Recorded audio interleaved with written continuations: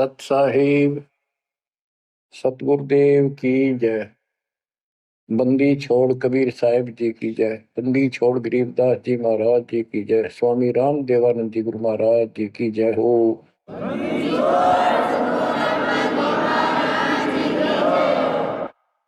सर्व संतों की जय, सर्व भक्तों की जय, धर्मी पुरुषों की जय।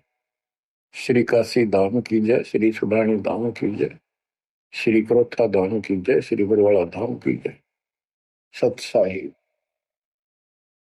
कबीर दंडवतम गोविंद गुरु बंधु जन सोए। पहले मैं प्रणाम तिन नमो जुआंगे ओए। कबीर गुरु को की जय, दंडवतम कोटि कोटि प्रणाम। कीट न जाने रंग को यो गुरु कर है आप समान। बच्चों, मानुष जन्म परमात्मा की कृपा से आपको प्राप्त है। मनुष्य जीवन के अंदर मूल उद्देश्य केवल भक्ति करना और मोक्ष कराना होता है। इसके लिए सर्वप्रथम गुरु की आवश्यकता होती है। सर्वप्रथम गुरु की, गुरु पूर्ण हो, तत्व ज्ञान प्राप्त हो और संपूर्ण भक्ति मोक्ष मार्ग यानी सभी मंत्र सत्य हों। फिर भक्त मर्यादित रहे, समर्पित रहे, आसानी से मुक्ति प्राप्त कर सकता है। अब जैसे धर्मदास जी का प्रसंग चल रहा है, तो आप देख रहे हो कितनी अच्छी आत्मा, परमात्मा के चाहने वाली, कति कुर्बान। और जैसा उस अज्ञानी गुरु ने मार्गदर्शन किया, कति अटूट श्रद्धा। सेवक तो ऐसा ही हो, पर गुरु ऐसा ना हो जो जीव को कर्म कांड में उलझावे। अब इस कथा से आपको अपने आप बहुत कुछ बातें समझ में आएंगी कि आपको कैसे पूर्ण सतगुरु प्राप्त है, अध्यात्म ज्ञान प्राप्त है, संपूर्ण मूल ज्ञान जो आज तक छुपा के रखना था। और अब भी आप नहीं समझ सके उस परम पिता की महिमा को, परिस्कंदे लोक के यथार्थता को, तो फिर परमात्मा आपको कौन सी भाषा का प्रयोग करे जिसे तुम समझ सकते हो। लास्ट फिर वही होगा जैसे 600 साल पहले दाता ने आपको पटक दिया था, ठाके झटक दिया था। या तो आंखें खोल लो, भूल जाओ इन बकवादों को। इस संसारिक चोचलों में कुछ नहीं धरा। गरीबदास जी कहते हैं, सर्व सोने की लंका होती रावण से रणधीरम। एक पलक में राज विराजी कर जम के पड़े जंजीर। इतने ठाठ बाट थे, सिद्धियां थी, आकाश में चला जाता था, पुष्पक विमान ऊपर से छीन के लाया था कुबेर से। खूब उद्मस्तार रखा था। और भगत किसका था? शिव जी का। तीन देव की जो करते भक्ति ही उनकी कदे ना होवे मुक्ति। और कितनी बकवास भर जाए इनमें, जिसके कारण प्रसिद्धियां भी होगी साधु संत ऋषियों की। अंत में इनके पास कख नहीं बचा। ये मूल ज्ञान है, ये सार ज्ञान है। इसको समझो अच्छी तरह, पढ़े लिखे हो, शिक्षित हो, एजुकेटेड हो। परमात्मा ने मनुष्य जीवन इसलिए दिया कि तुम कुछ बुद्धि भी एक्स्ट्रा रखते हो अन्य प्राणियों से। इसका सदुपयोग करो। बकवास बहुत कर ली, बाहर जाना पड़ेगा। अब बच्चों, प्रसंग धर्मदास जी का चल रहा है। देखो, अपना पिता अपने लिए कितना कष्ट उठा रहे हैं।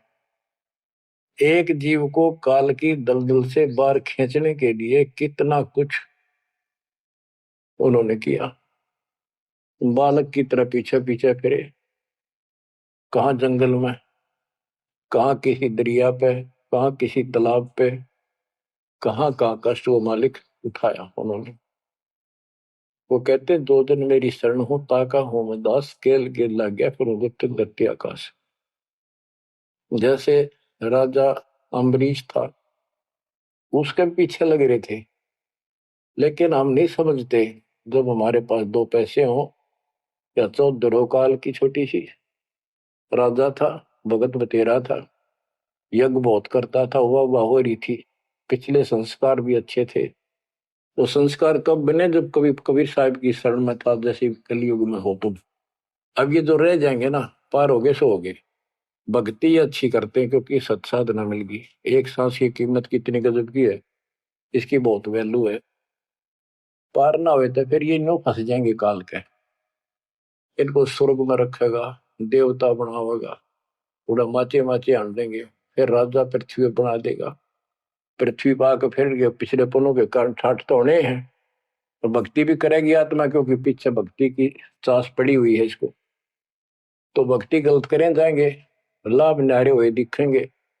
यो काल का भयंकर जाल है। मालिक फिर भी अपने बच्चे के साथ रहता है, फिर भी उनको राह दिखाने की चेष्टा करता है, किसी न किसी रूप में अपनी सच्ची भक्ति फिर से बताने की चेष्टा करता है। मानते हैं ना मानते वो अलग बात है। फिर राजा जनक हुआ अम्बरीश का जीवन पूरा करके। राजा जनक का पूरा करके फिर स्वर्ग गया। स्वर्ग में जाते समय लूट लिया काल ने।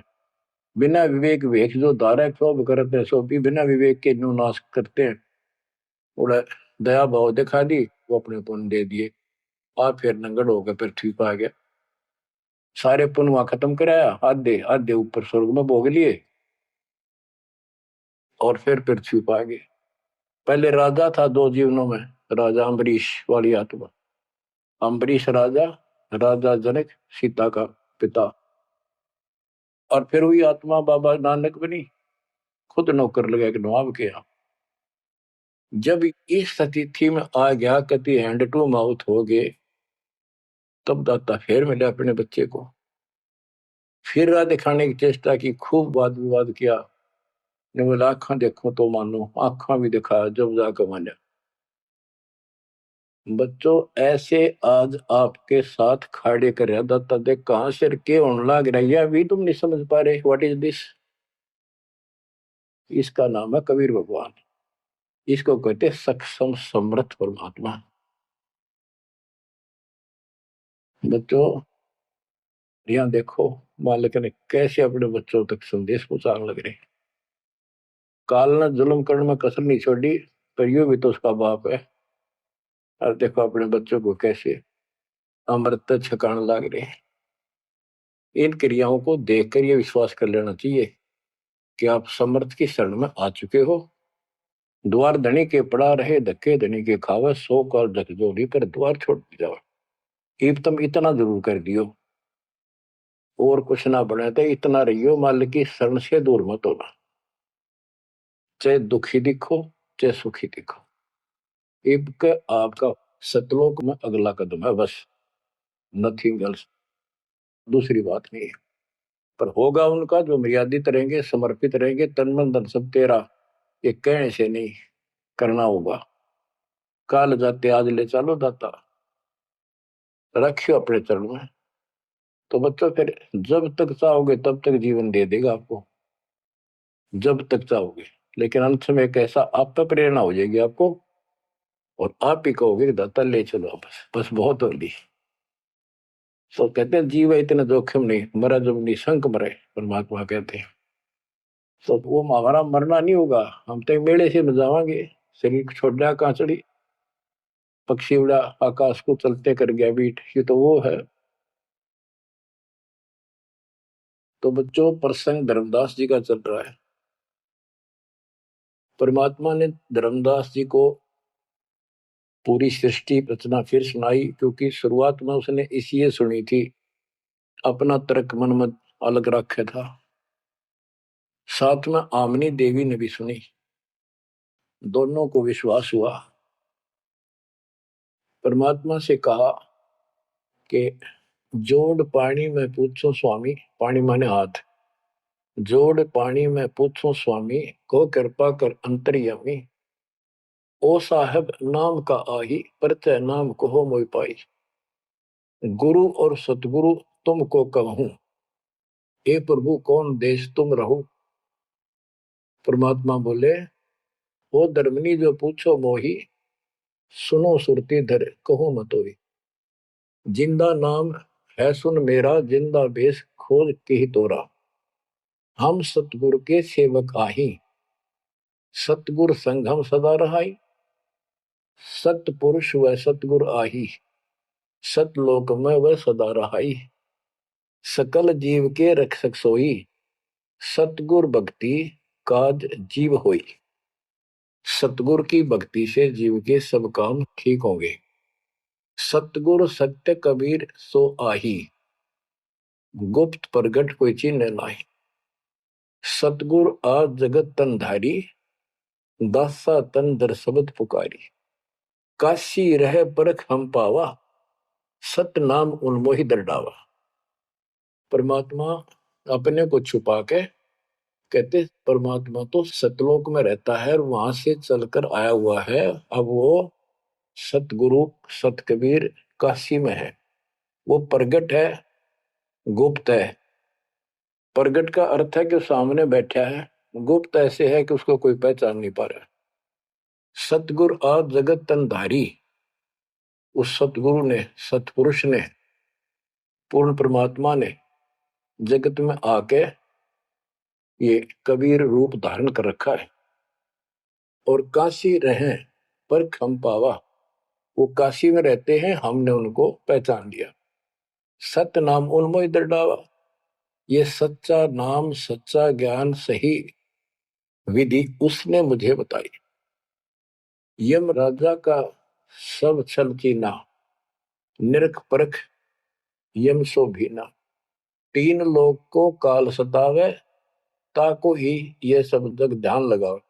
तीन लोग को यू काल परेशान कर रहा है, दुर्गति कर रहा है तीन लोग की, सब प्राणियों की, और उनका ये ध्यान लगावे। ब्रह्मदेव जाको वेद बखाने, सोई है काल कोई मर्म न जाने। जिसको ब्रह्म भगवान के है ना, गुरु ऋषि, वो वही तो काल है। तिनके सुत अहि तिर देवा, सब जग करे उनकी सेवा। इनकी पूजा करते, ये उसके पुत्र है तीनों। तिरगुन जाल ये जग हुंदाना, जाने ने अवसल पुरुष पुराना। जाकी ई जग भक्ति कराई, अंत काल जीव को सोए दरखाई। जिसकी ये भक्ति करते हैं, काल की, ब्रह्म की, या इनके तीनों पुत्रों की, अंत समय वो इनको खावे। सब जीव सतपुरुष के आही, ये सारे प्राणी उस सतपुरुष कबीर साहब के हैं। यम दे धोखा फांसाता ही, प्रथम बहे असुर यमराई। बहुत कष्ट जीवों के लाई, दूसरी काल कला पुन धारा। धर अवतार असुर से हारा। जीवन बहुविध कीन पुकारा, रक्षा कारण बहु करे पुकारा। जीव जाना ये धनी हमारा, दे विश्वास पुनः धर अवतारा। अब ये बताना क्या चाहते हैं परमात्मा। हिरण्यकशिपु, उसको काल ने पैदा किया, उसने उद्मस्तारे भगत को सताया, हाहाकार मची सारी जनता में। तो परमात्मा ने आकर उस राक्षस को मारा और विष्णु रूप दिखाना पड़ा, क्योंकि कबीर साहब को जानते नहीं थे। बच्चों, भगत का रक्षक केवल कबीर साहब है। प्रहलाद भगत था, प्रहलाद विष्णु जी का उपासक था। इस भक्ति को यहां तक लाने के लिए दाता ने आगा पीछा कुछ नहीं देखा, ना अपनी महिमा की आवश्यकता समझी। यदि वो महिमा चाहे तो काशी में 120 वर्ष रहे एक निर्धन जुलाहे की लीला में, वो 1 मिनट में कुछ भी कर सकते थे, दुनिया पीछे हो जाती। पर ये इस मार्ग में चला नहीं। तो क्या बताते हैं कि विष्णु रूप धारण कर लिया, विष्णु भी खुश हो गया। लोग का विष्णु जी ने रक्षा कर दी, विष्णु जी ने रक्षा कर दी। अब ये काल का जाल नो ऐसे अड़ा रहा। अब कबीर साहब ने इसको उसी तरीके से समझाने की चेष्टा की है, अपना रोल निकाल दिया बीच में। कबीर साहब समझाना चाहते हैं कि एक तरफ तो काल ने राक्षस बनाए, फिर तुम कहते हो विष्णु ने नरसिंह रूप धार करके और हिरण्यकशिपु को मारा, इसलिए विष्णु की महिमा बन गई।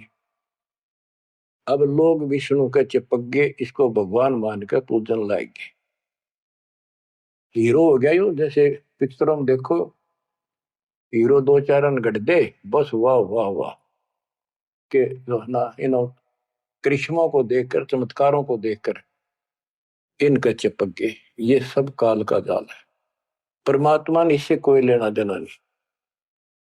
परमात्मा चाहते थे इन भक्तों की आस्था बनी रहे, काल चाहता है ये नास्तिक हो जाए। प्रमाण के लिए परमात्मा से जब वार्ता हुई, इसने विवाद किया, तकरार करी, प्रथम बार आए। आखिर में लास्ट में जब सारी मन्नत मंगवा के, वचन भरवा के ने बोला कि सबको उल्टा मार्ग लाऊंगा, गलत साधना पर दृढ़ कर दूंगा, देवता, तीर्थ, व्रत, मंदिर, इनकी पूजा हुआ और किसी को कोई यहां से निकलने नहीं दूं, कि ये साधना करेंगे आध्यात्मिक लाभ होए को नहीं, आप नास्तिक हो जाएंगे। आप देख लो वर्तमान में गांव के गांव बहुत अच्छी आत्मा के लोग हैं, स्त्री पुरुष, लेकिन भगवान से दूर हो चुके, इसलिए हो चुके हैं कि इनकी साधना करते करते उधर रुकती रही है, वो साधना ठीक नहीं है। तो यहाँ परमात्मा धर्मदास की वो आंखें खोल रहा है कि जिनको तुम भगवान मान रहे हो ये ऐसे काल जाल कर रहा है। एक तरफ तो ये कंस, केसी, चाणूर और पूतना जैसे, जरासंध जैसे बना दिए, उधर से कृष्ण बना कर भेज दिया न मारने खातर, इनको मारने के लिए। कृष्ण ने वो मार दिए, कृष्ण चौधरी पाक गया, भगवान बन गया। अंत में कृष्ण भी मरा और नरक में जागा, जिसे कर्म करे या भोगने पड़ेंगे। अब बच्चों ये सारा खेल यू है, पीएचडी लास्ट पॉइंट है। जैसे एक राजा सेना को आदेश देता है दुश्मन से युद्ध करो, तो सैनिक का कर्तव्य बन जाता मरूं या मिटूं, और जाके खड़ा हो जाता है लेकर बंदूक मोर्चे पे। तो सैनिक सच्ची आत्मा से होते हैं और वो दुश्मन के छक्के छुड़ाने के लिए अपना जीवन न्यौछावर कर देते हैं, आमने सामने मोर्चा संभाल लेते हैं। अब वहां पर कुछ इधर से मारे जाते हैं, कुछ उधर से मारे जाते हैं। जैसे अपने भक्त बच्चों को सेना में जाना पड़ता है, लड़ाई भी करनी पड़ेगी, युद्ध के मैदान में उतरना ही पड़ेगा और आमने सामने मोर्चा डांटना पड़ेगा। ये तो करना पड़ा, लेकिन वहां रक्षा कौन करेगा? वहां आप उन बच्चों की रक्षा कबीर साहब करेंगे। इसी प्रकार काल ने राम कृष्ण को भेज दिया इनको मारने के लिए। राम कृष्ण का कोई मौत नहीं था इनको मारने का, इनके साथ खुद मालिक रहे। राम कृष्ण सतगुरु सहजादे भक्ति हेत यूं हुए प्यादे। राम कृष्ण भी उस परमात्मा के बच्चे हैं, उस महाराजा सारी सृष्टि के सम्राट कबीर जी के राजकुमार हैं, सहजादे हैं। ये तुमसे ज्यादा निकट प्यारे हैं उसको, क्योंकि पिछले जन्म में बहुत गजब की भक्ति की थी, पर पैर फिसल गया इनका, अब काल का फंस गए। कोटिक अवगुण बालक कर ही पिता एक चित नहीं धरी। बाप के अंदर एक ऐसा परमात्मा ने पर रखा है प्रेरणा, स्वभाव, बालक से करोड़ों बकवाद कर ले पर पिता एक भी उसकी गलती को ज्यादा सीरियसली नहीं लेता। तो इसी स्थिति पर परमात्मा इस नियम से उन निकम्मों के साथ भी आज है, लेकिन बहुत प्यारे उनको हैं, क्योंकि कभी वो बहुत गजब के भगत थे और कॉलोनी को सिलेक्ट करा है उनके कर्म फुड़वाने के लिए, उनको उच्च पद देता है। ये प्रधानमंत्री, मुख्यमंत्री, ये बहुत अच्छी आत्मा थी, पिछले भगत थे, तपस्वी थे भगवान के बच्चे, उसके लिए कर रहे थे। अब वो बैठा दिए पदों पर, अब कर्म फोड़ेंगे, फोड़ लेंगे, तो मानने को नहीं। फिर जब हंटू माँ उठा जाएंगे बाबा नानक की तरह, फिर पकड़ लेगा, फिर लेगा, काम तो बढ़ गया। समस्या तो वहीं के वहीं खड़ी रहेगी, वो तो बात निमड़ी क्या यार। बच्चों, इसको कहते हैं सार ज्ञान। ये है वो मूल ज्ञान। धर्मदास मेरी लाख दुहाई, मूल ज्ञान कहीं बार न जाए। मूल ज्ञान तब तक छपाई जब लग द्वादश पंथ ना मिट जाए। अब यो ऐसा ज्ञान आज तक किसी ने निर्णायक नहीं सुनाया। तो ईब कोई बकवाद करेगा तो उनको सबको पता होगा कि संत रामपाल जी से सुनकर अटपट मारन लग रहा है। हमारे छोटे छोटे बच्चे भी उसको 2 मिनट में फिटे मुंह कर देंगे। तो ये पंथ खत्म हो गए। बड़ा पेड़ होता है ना, पड़ भी जा, उसकी एक आधी जड़ की तरह जाए धरती में लगी, वो थोड़ा बहुत हरा कई दिन रह जाया करे, पर अंत में उसकी लकड़ी सूखेगी। तो आज इनकी स्थिति शुरुआत हो चुकी है, ये सारे ढह चुके हैं। मालिक के तूफान इस ज्ञान के सामने इनका कोई औकात बची नहीं है। अब तुम ध्यान दो जिसके ऊपर ये मालिक गजब की रजा कर रहा है, इसको हल्के में ना लो। तुम ज्यादा सीरियस बनो, समर्पित रहो। औरों से न्यारा सुख धरती पे देगा आपको, लेकिन इस सुख में माचना नहीं, परमात्मा को भूल ना जाना। मालिक की तरफ ज्यादा आवे, सुविधा दे दी, गाड़ी दे दी, सेवा में आवे, सेवा में लावे, बकवाद हम कहीं नहीं जावे। तो राम राजी रहेगा, कबीर साहब आपका खुश रहेगा। तो परमात्मा ये बताना चाहते हैं, जीव जाने ये धनी हमारा। जैसे विष्णु कृष्ण राम हो, ये भगवान थे न, देख किसे तो कंस मार दिया, केसी मार दिया, रावण मार दिया, हमने के पल्ले पड़ा उसको मार लेते। हमने तो ये यूरा पाया, ये कुछ बात बनेगी। प्रभुता देख के न विश्वासा, अंत काल पुनः करे गिरासा। या प्रभुता देख के इनकी राम कृष्ण के बड़े हीरो थे, कर दिया, लोगों ने इनको भगवान मान दिया। यही बते डपली पिटन लाग रहे हैं। द्वापर देख कृष्ण की रीति, परमात्मा कहते हैं तू कृष्ण जी का भगत है, सुन ले कृष्ण की नीति अनीति।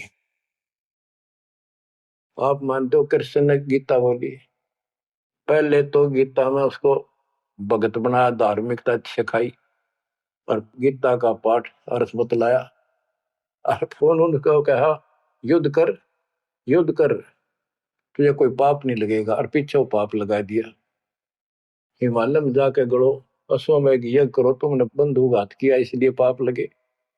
और जब जिस समय महाभारत समाप्त हो लिया युद्ध, और युधिष्ठिर को राजगद्दी दे दी गई, तो बच्चों युधिष्ठिर को भयंकर शोपन आने लगे। मरे हुए आदमी दिखे, सिर कटे आदमी चलते दिखे, खावन पीवे सारी रात बैठ के काटे। द्रौपदी ने देखा, उसने अपने अन्य पतियों को बताया, अर्जुन को, भीम को, आदि को, कि ऐसी स्थिति आपके भाई की है, यू ना सोता ना आपको बताता, ये उस दिन का मेहमान है। तब सारे चारों भाइयों ने खड़े होकर उनसे प्रार्थना लगाई कि कोई बात बताओ, क्या आप हमें अपने भाई नहीं समझते? कोई कष्ट है, संकट है तो हम आपके साथ हैं, आप अकेले क्यों दुख पा रहे हो? हमें शेयर करो। कुछ दिन तक कुछ नहीं किया, फिर आखिर में बता दी कि ऐसी स्थिति है मेरी। फिर क्या होता है जब ऐसा संकट आता है, अपने गुरु से ही बात करते हैं। श्री कृष्ण जी के पास गई, श्री कृष्ण जी को सारी स्थिति बताई कि हमारे भाई को ऐसे ऐसे समस्या होगी, कोई समाधान बताओ। तब वो कृष्ण जी कहते हैं कि तुम्हारे को जो युद्ध में तुमने पाप किए, बंधुघात किए, भाई मारे, भतीजे मारे, वो पाप लगा है, और इसके लिए एक अश्वमेध यज्ञ करो, उसकी शर्त बताई थी। अर्जुन उस समय स्तब्ध रह गया कि ये, और कृष्ण उस दिन तो कह था तुम्हें कोई पाप नहीं लगा तो निश्चिंत होकर युद्ध कर रहे, मैंने सारे मार रखे, तो तेने मत बुलाना। आज ये पाप कहां से आ गए? विवाद करना इसलिए उचित नहीं समझा कि जय मैंने ये पॉइंट उठा दिया, भाई मेरा इलाज नहीं करा होगा, क्योंकि उसमें करोड़ों रुपए लगने थे उस धर्मयज्ञ के अंदर।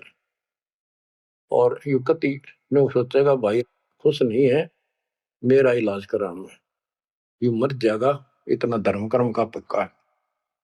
तो अर्जुन ने अपने सब्र का घूंट पिया, अपने दिल की झाल डटी और जैसा कहा वैसे यज्ञ करवाई। उस यज्ञ में शर्त थी कि एक पंचायन संघ अलग से रखा जाएगा, कि एक आश्रम सा बना के साफ सुथरी स्वच्छ स्थान पर एक अलग से उसका स्टैंड बना के, और सब महापुरुष देवता पृथ्वी के ऊपर के लोक स्वर्गलोक के सारे बुलाओ, और सब पृथ्वी के जीव ब्रह्मा विष्णु महेश सबको न्योता दे दिया। 56 करोड़ यादव, 12 करोड़ ब्राह्मण, 88,000 ऋषि, 33 करोड़ देवता, और ये सारे आगे। सबने भोजन खा लिया और शंख नहीं बजा, यानी यज्ञ संपूर्ण हुई नहीं। यज्ञ पूरी ना हुई तो पाप कटे नहीं, वो दुख नो का नो रहेगा। तो इतना खर्च हो चुका और बात वहीं की हुई, कोई ट्रीटमेंट नहीं। श्री कृष्ण ने भी खाना खा लिया। उस समय युधिष्ठिर ने पूछा, भगवान अब कैसे बात बनेगी, सबने भोजन खा लिया। तब कृष्ण जी ने बताया, क्या तुमने इधर एक संत है, उसका ये सुदर्शन नाम है, वो एक गुरु भक्त है, उसको निमंत्रण नहीं दिया। भीम की ड्यूटी थी, सेवा थी उस साइड में निमंत्रण बांटने की। भीम से पूछागा, भीम ने बताया कि मैं गया था पर वो गलत बोला। उसने कहा कि तुम्हारे से तो कसाई भी अच्छा, तुमने इतने मानस मार दिए, वो विधवा बहन सैनिकों की आज तक टक्कर मार कर हो रही है, तुम बैठ के मौज कर रहे हो, नरक में पड़ोगे जाके। तुम्हारे अन्न खाकर नरक में जाना क्या मैंने?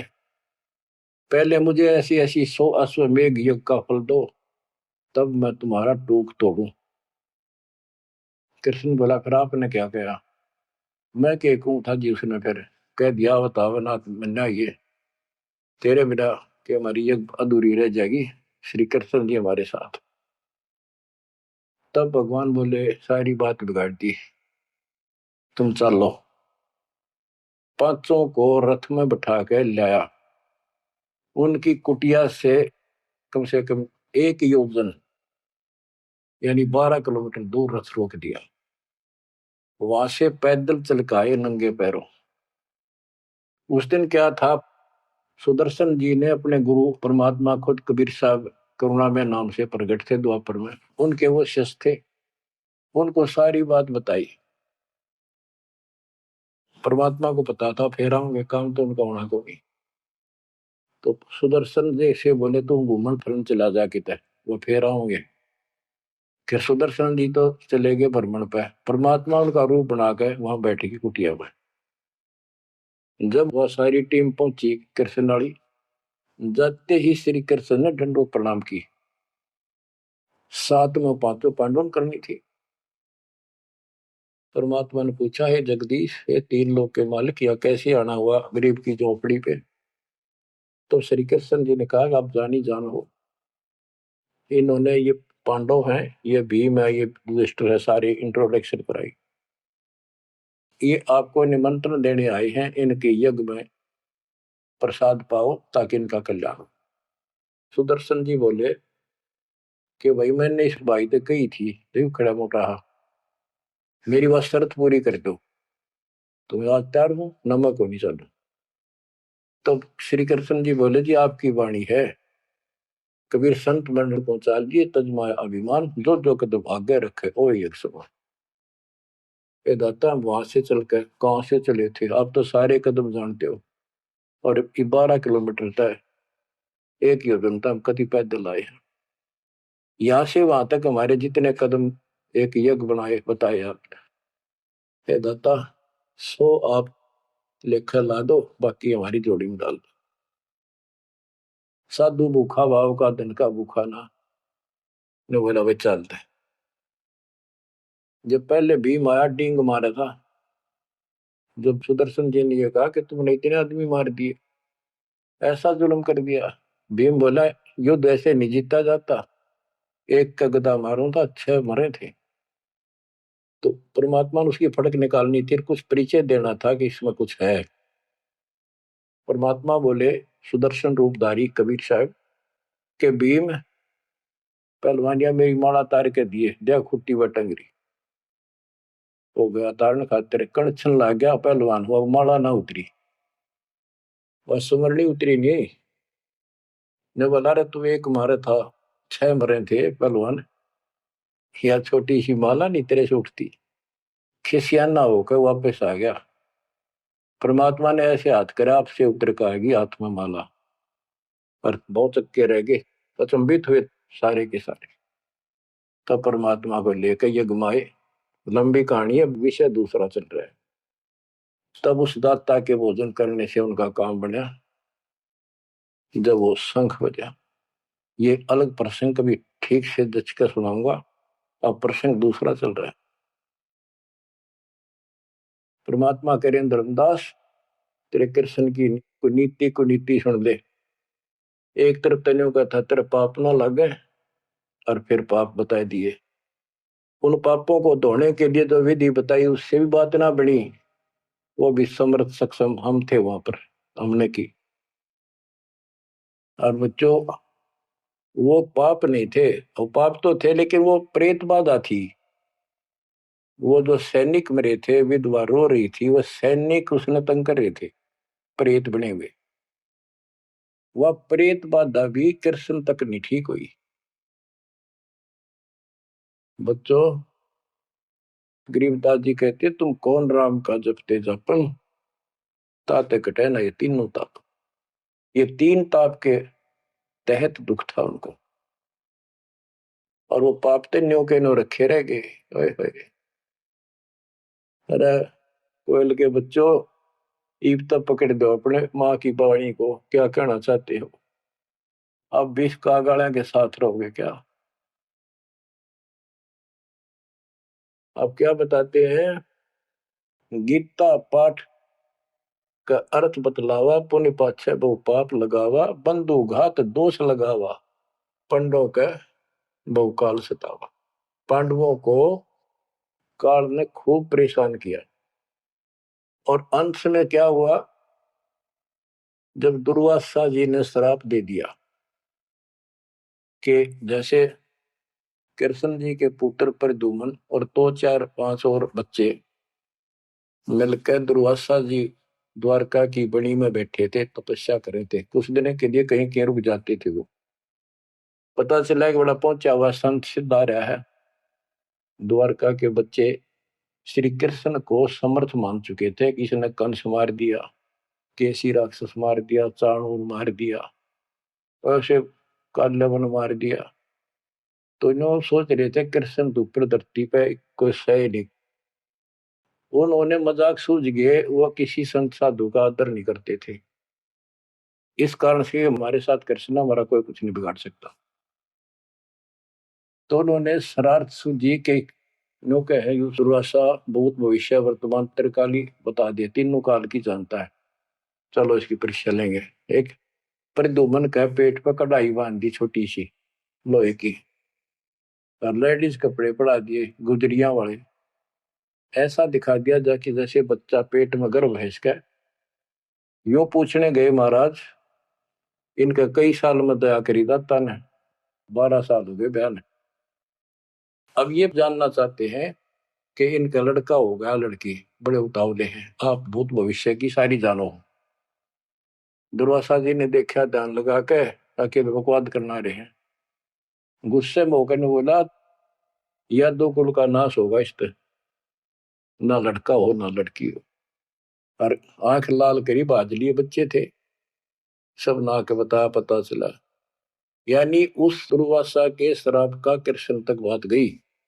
कृष्ण जी ने समाधान बताया कि इस कढ़ाई ने घिसा के चूर्ण बना के प्रभास क्षेत्र में डाल दो जमुना में ऐसा कर दिया गया फिर भी श्राप न्यो का न्यू रह गया उस श्राप वो द्वारका में उद्मस उतर गया अचानक बालक मर गया अचानक कोई और दिक्कत आ गया छोटी सी बात पर लट्ठम लट्ठा रोज झगड़े होने लग गए कृष्ण जी के पास फिर गए यू कारण क्या है बताओ भगवान इसका समाधान बताओ किसी न किसी की बात नहीं सुहारी यू कौन सा पाप सेध गया नगरी का कृष्ण जी बोला भाई जो दुर्वासा का श्राप है ये दुखी कर रहा है इसका समाधान है, तुम जाके वहां जमुना में स्नान करो प्रभास क्षेत्र में, जहां पर वो कढ़ाई के कंड डलवाए थे चूरे बना बना के। उसमें एक कड़ा घिसा नहीं था कढ़ाई का, पूरा ना घिसा, थोड़ा बहुत घिस गया, चमकीली सी वस्तु होगी, वो मछली ने खा ली। एक बालिया नाम का मछियारा था और साथ में शिकारी था। वो मछली पकड़ी, वो आगे उसने काट के देखी, उसमें चमकीली धातु थी। उसका अपना तीर का एरो बनवा दिया, आगे का ऐसा विषाक्त करके जहर में बुझवा के। और जो कण थे जो कढ़ाई के बताते उनके सरकंडे जाम गए, बूढ़े बूढ़े, उनके तीखे पत्ते गजब के तलवार जैसे। और कृष्ण जी ने कहा सारे स्नान करो वहां जाके, तुम्हारा ये शराब खत्म हो जाएगा। वहां बोले सब बच्चे नर, कोई ना बचे, गर्भ न छोड़ के, छोटे छोटे नवजात शिशु भी साथ ले गए, कदे इन पर शराब ना रह जाए। और वहां जाके सारे लड़न लाग गए, पाड़ पाड़ के वो पठेरे सरकंडे एक दूसरे को मारे, तलवार का काम करना कर शुरू कर दिया। कट का मर गए 56 करोड़ यादव। फिर कृष्ण जी एक पेड़ के नीचे बैठ गए, उस पर दी वो सारे दिन शिकारी ने कि बालिया कौन था, ये बाली वाली आत्मा थी जो त्रेता युग में श्री राम ने वृक्ष की ओट लेकर मारा था। उसका अपना बदला लेने के लिए उस वो बालिया नाम का जीमर बना, शिकारी बना, श्री राम श्री कृष्ण बना वो आत्मा। वो उसके पैर में तीर मार के श्री कृष्ण मारा। उससे पहले श्री कृष्ण ने बच्चे हुए बताओ आप हमारे याद तो जाके काल कर रहे दुर्गति, फिर आके लेट गया जब वो मारेगा। मरने से पहले उसने वह संदेशा भेज दिया था, पता था कि सारे मरेंगे। तो पांचों पांडव वहां पहुंच गए, कृष्ण जी बस तड़पन लाग रहे थे। उनको बता दिया भाई यहाँ कोई आदमी बचा नहीं है, इन लेडीज को सारी को ले जाना, यहाँ लोग इनकी दुर्गति करेंगे, तुम अपने वहां रखना सुरक्षित। और तुम जाके हिमालय में चले जाओ, वहां रहो भूखे प्यासे तप करो, और वहां गड़का मर जाओ, वापस ना आई।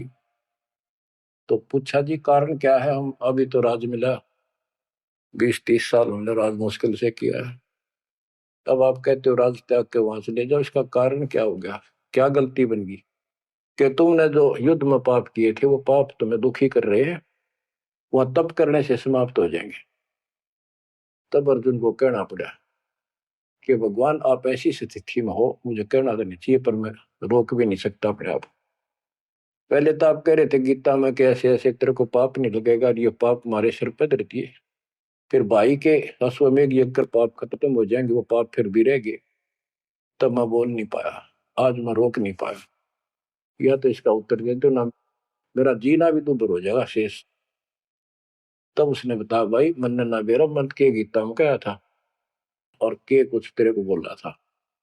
असली बात यह है, अब मैं जो कोई कर लियो उस पाप हमारे उड़ तपस्या से कुछ तप बन जाएगा, पाप अपना कट्टे से उसने में बताई तब करने से आगे फिर थोड़ा बहुत को राज मिल जाएगा। इनके पास इतनी सटोरी है, ज्यादा नहीं। तो बच्चों देखो काल का जाल, उसका अंतिम संस्कार श्री कृष्ण का करके वो चले गए। और अर्जुन एकलन छोड़ गए कि एकला योद्धा है, कोई खतरा नहीं, सब लेडीज को लेकर चाल पड़ा गोपियों को। रास्ते में बिल्लों ने पकड़ लिया, उन्हें पीटा इस अर्जुन को, गोपियां लूट ले गए, लड़कियां ठा ले गए रामजादे। और इस पर वो धनुष साथ ले रहा था जो महाभारत के युद्ध में जो उद्मस्त आ रहा था, वो उठा तक नीचते, तब रोवा खड़ा खड़ा कि इस कृष्ण ने तुम्हारा नाश कर दिया, सारे हमारे साथ धोखा किया। जब नाश कराना था युद्ध में, मानस मरवाने थे आदमी, जब तक ताकत दे दी, अब मैं खड़ा खड़ा पड़ा। गीता भी यही कहती है, बलवानों का बल मैं हूं, बुद्धिवानों की बुद्धि मैं हूं। यहाँ परमात्मा कबीर जी बताते हैं युग कृष्ण नहीं, युग काल का बाप ये जुल्म करे भाई, इनको पता है नहीं हो क्या रहा है।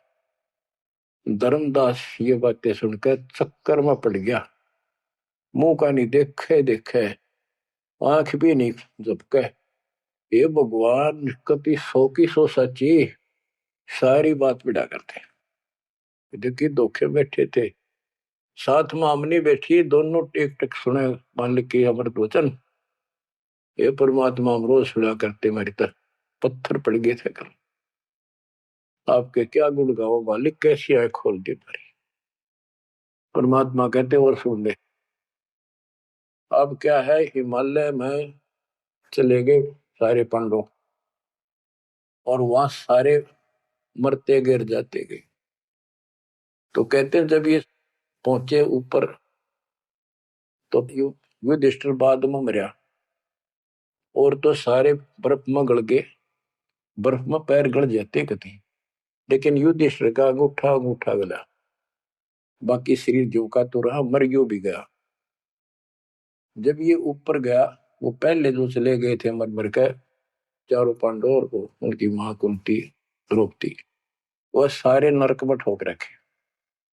यो पहले स्वर्ग ले जाएगा, फिर इसको कुछ समय नरक में डालना था, क्योंकि इसने धर्मदास झूठ बोली थी युधिष्ठिर ने। कौन सी झूठ बोली थी कि अश्वत्थामा मर गया। द्रोणाचार्य गुरु का बेटा अश्वत्थामा था। द्रोणाचार्य इतना सूरवीर था, अगले दिन उसने युद्ध में उतरना था, और कृष्ण जी को पता था, उसने बता दिया था जयो आ गया ना द्रोणाचार्य तुम्हारे सामने, एक नहीं छूटेगा, इतना धनुषधारी है।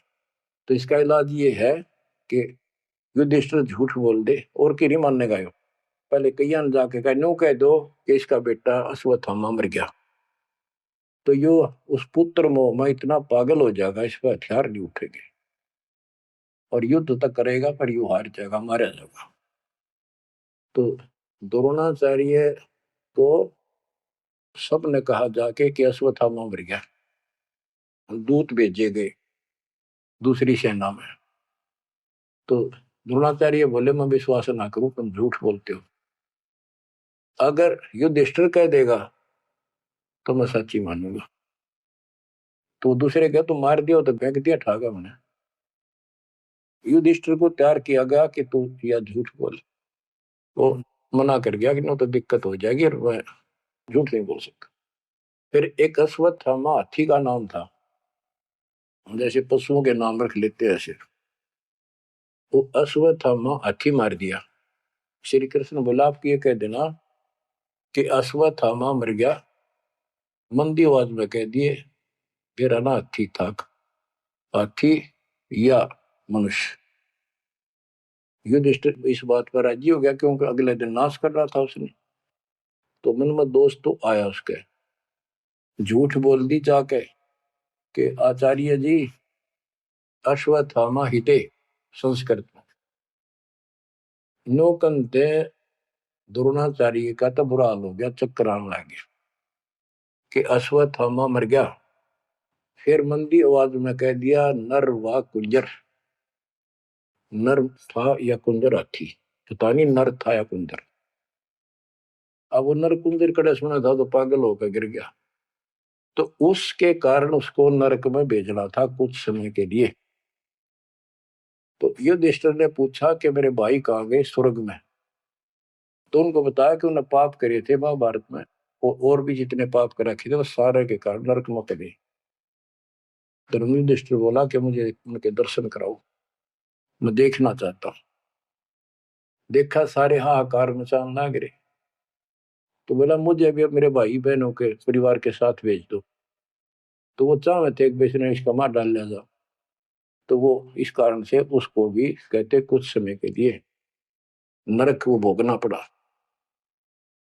अब ये परमात्मा कहते हैं बंधु घात दोष लगावा, पांडवों के बहुकाल सतावा, भेद हिमालय ते ही गलाए, छल अनेक की नहीं यमराए।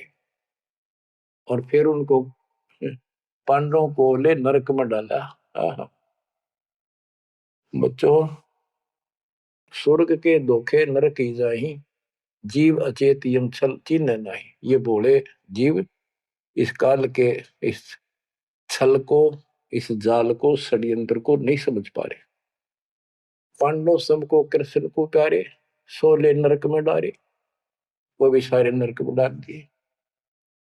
मानुष जन्म बड़ेपन होई, सो मानुष तन जात बिगोई, नाम बिना नहीं छुट्टे कादो, बार बार ये नरक ही घातु।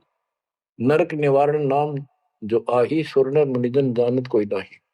जो नरक से छुटकारा देने वाला असली नाम है, इतने देवता नहीं जानते, ना ऋषि जानते, ना ब्रह्मा विष्णु महेश जानते। ताते यम फिर भटकावे, नाना योनिन में काल सतावे। बिरले सार शब्द पहचाने, सतगुरु मिले तो सतनाम समाने। इतना कुछ सुनकर धर्मदास कहता, हे साहब मैं तो पग सिर धरूं, तुम तो कुछ दुविधा नहीं कर। अब मोई चीन पड़ी यम बाजी, तुम ते भयो मोह मन राजी। अब आपके ऊपर मेरी कति आत्मा डट गई, मेरा मन कति खुश आपके ऊपर। मेरे हृदय प्रीति अस आई, तुम ते हो गई जीव मुक्ताई। अब मुझे विश्वास हो गया कि मेरा कल्याण आपसे होगा। मुझे लगता है तुम ही सत कबीर हो स्वामी, कृपा करो तुम अंतर्यामी। हे प्रभु देव परवाना मोही, यम तरण तोर भजो मैं तो ही। मोरे नहीं और सो कामा, निस्तिन सुमरो सदगुरु नामा। पीतल पत्थर देव द्यो बहाई, इन फेंक दो उठाकर, सतगुरु भक्ति करो चितलाई। हे बंदी छोड़, हो। परमात्मा बोले, सुनो धर्मनी, अब तो ही भुगताऊं, निश्चय यूं से तो ही बचाऊं। देव परवाना हंस बारो, जन्म मरण दुख सब टारो। ले परवाना जो करे प्रतीति, जिंदा कह चले यम जीती। अब वही आज्ञा देव धर्मदासा, मैं गमन करूं सतगुरु के पास है। अब मुझे आज्ञा दे, मैं अपने गुरु जी के पास जा रहा हूं। सतगुरु संग आयब तो पाई, फिर मैं अपने गुरु जी लेकर आऊंगा तेरे पास।